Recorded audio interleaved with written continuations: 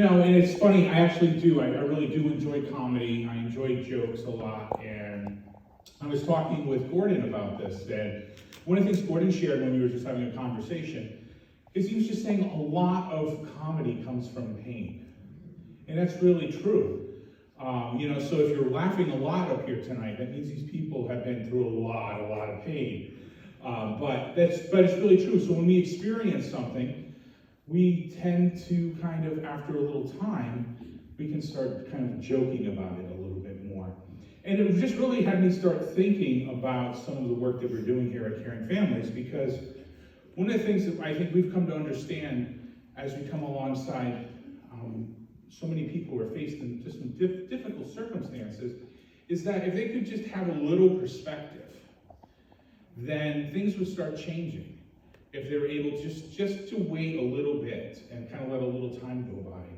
Because, I started thinking, like, what were some of the things that I might have experienced in my own life, where, it wasn't really funny or joyful at the beginning, but a little time goes by, and you're like, yeah, that's funny. And, I started just going through a lot of things in my life, and I realized I've done a lot of things that people would laugh at.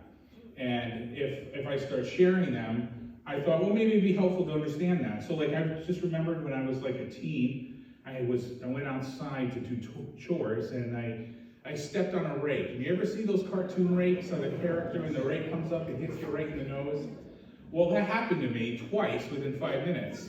And at the time, it wasn't funny, right? It was really just like I was angry and embarrassed. But as time goes by, you're like, oh, that's funny. I can share that with other people. I know when I was married, early on when I was married, my wife and I, we had a disagreement, and she threw a Bible at my head. And, I'm sure I was innocent in the whole thing, but that's not a story that we would have been ever able to share when it happened, because we were angry and frustrated. But now there's some irony attached to the idea that she had to throw a Bible at my head, right? So we can share that story with other people. And then, there's another time I remember, it's kind of embarrassing, but I had a friend of mine, we were at it was a fundraiser for a golf tournament, actually for this church, many years ago. And my friend he looks a lot like me. He's very round, and if we were at a carnival, the guy would probably be guessing that we are the same weights, right? And so we were sitting across from each other at a picnic table with a bunch of other guys, right? Well, everyone else finished up their food at the same time, and they got up off the table. And we were sitting from each other, and that table just went right up into the air. And it's it's one of those things that's just very embarrassing when it happens. But when it does, after a little time, you feel like I can share that story with somebody, And another story that just came to my mind was, I remember I was at a water park, and I was going to go down the lazy river. But it had been a long time since I'd been at a water park at this point.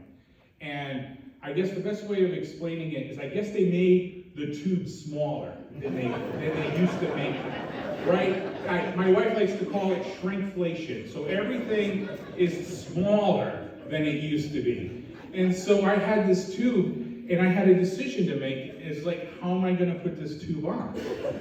And I looked, and you're probably looking too, and you would probably agree that I probably couldn't get the tube up from the bottom up, because it would get stuck in this area. So I'm like, well, I can't do that. So if I can't go up, I got to go down. So I decided I'll get the tube down over my arms. And I remember being stuck with the tube like this for like 10 minutes all by myself.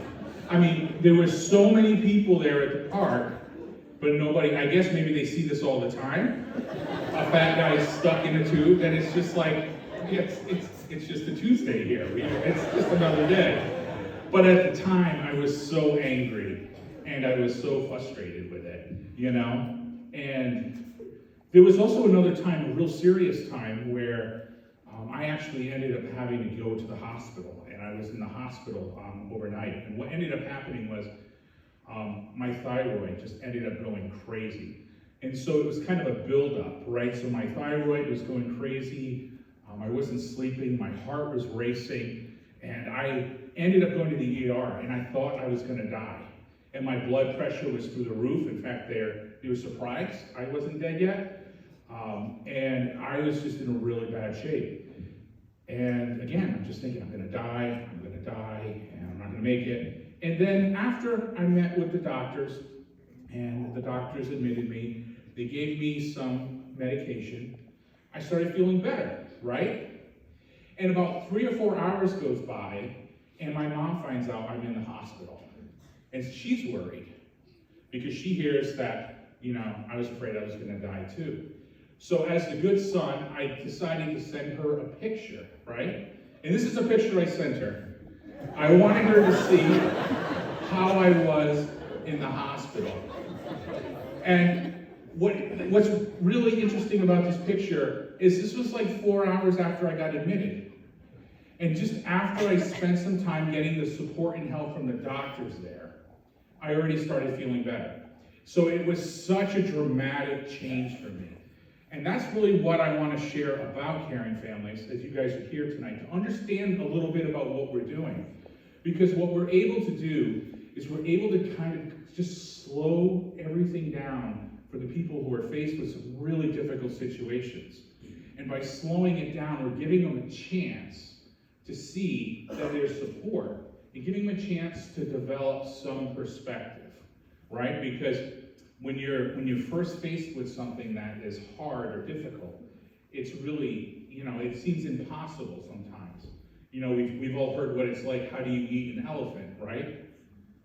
One bite at a time. And it's like, okay, first of all, who's eating elephants? And the second of all, that's a really big undertaking, but it can be accomplished. And so helping our clients just realize their support and their help can go a long way. So what I wanted to do is just take a minute. I wanted to invite up Sarah, if I could. Sarah is one of our client advocates, and I want her just to kind of share with you just a little bit about something that kind of happened just in the past couple of weeks here about one of our clients, just to really understand a little more about it. So hi, Sarah. Thanks here. Nobody clapped for you. Oh. So I learned a long time ago, a pity clap is better than no clap. Okay, it is. Okay, take it when you can. All right. So if Gordon would bring me the other mic he took, that would be awesome.